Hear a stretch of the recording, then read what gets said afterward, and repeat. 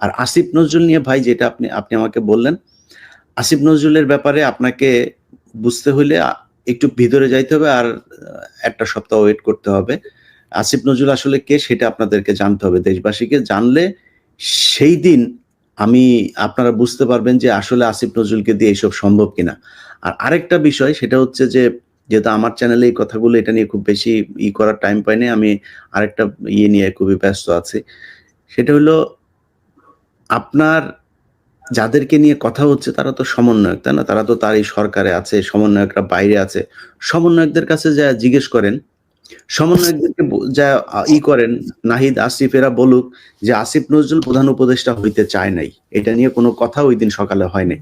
যদি এটা বলে তারপরের দিন আমি বলব যে ওকে ঠিক আছে, তাইলে বোধহয় আমাকে যারা তথ্য দিয়েছে, কারণ আমি যে প্রোগ্রামটা করেছি, এই প্রোগ্রামটা তো ভাই আমি তো সেনাবাহিনীতে চাকরি করি না, আমি সেনাবাহিনীতে ট্রেনিংও করিনি। সো সেখানে এরকম কিছু জিনিস দেখানো হয়েছে যে জিনিসগুলো সেনাবাহিনী না দিলে তো এটা সম্ভব না। আপনি সেনাবাহিনীর এই যে ওরা যে ট্রুপ যে করেছিল, কোন, কোন জায়গায় ওদের চেকপোস্ট, কোন, কোন বাহিনীর ব্রিগেডের চেকপোস্ট কোথায় দেওয়া হয়েছে, এগুলো সব ম্যাপ সহ এখানে দেখানো হয়েছে। তো এটা কিভাবে সম্ভব? নিশ্চয়ই সেনাবাহিনী সহায়তা করেছে এখানে। সো সেনাবাহিনী যদি নাকি আমাকে এটা দিয়ে থাকে, তাহলে আমাকে ভুল দিতে পারে। তাহলে ভুল যদি দিতে পারে দেয়, তাহলে সেটার জন্য আমি কার কাছে আমি এটা জাস্টিফাই করব? জাস্টিফাই করতে গেলে আমাকে কোনো না কোনো একটা থার্ড পার্টি, আমি যা বলছি সেটাও সত্য না, আসিফ নজরুল যা বলবে সেটাও সত্য। থার্ড পার্টি কে হইতে পারে সেটা? তাহলে ছাত্ররা হইতে পারে। ছাত্রদেরকে বলেন পোস্ট করে যে সাংবাদিক ইলিয়াস যা বলেছে এগুলি সব মিথ্যা কথা। ঐদিন আসিফ নজরুল প্রধান উপদেষ্টা হইতে চায় নাই, এবং ডক্টর মোহাম্মদ ইউনূসকে নিয়ে যে প্রধান উপদেষ্টা হওয়ার বিষয়ে যেই কনফিউশন তৈরি হয়েছিল নিজেদের মধ্যে, সেটাও হয় নাই।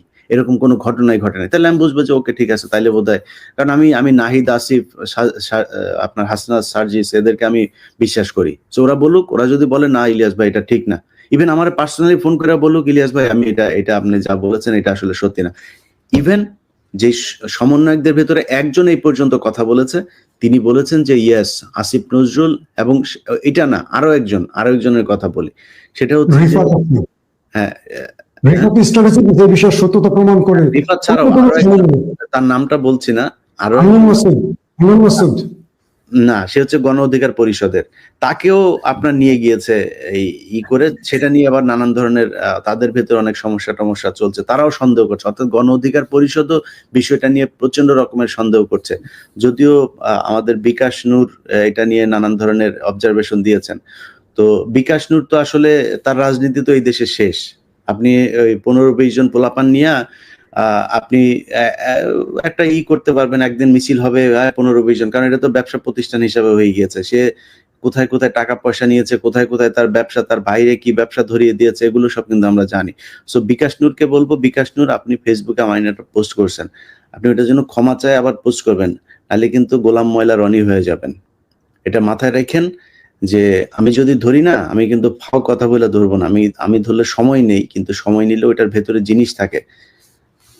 তো তারা এটা করছে। যাই হোক, এখন এইটার বিষয়ে আমি মনে করি সমন্বয়কদের বলা উচিত। আর যদি না বলে, তাহলে কিছু জিনিস মানুষকে মাথায় রাখতে হবে। সেই জিনিসগুলোর মধ্যে কয়েকটা পয়েন্ট বলে দেই। ধরেন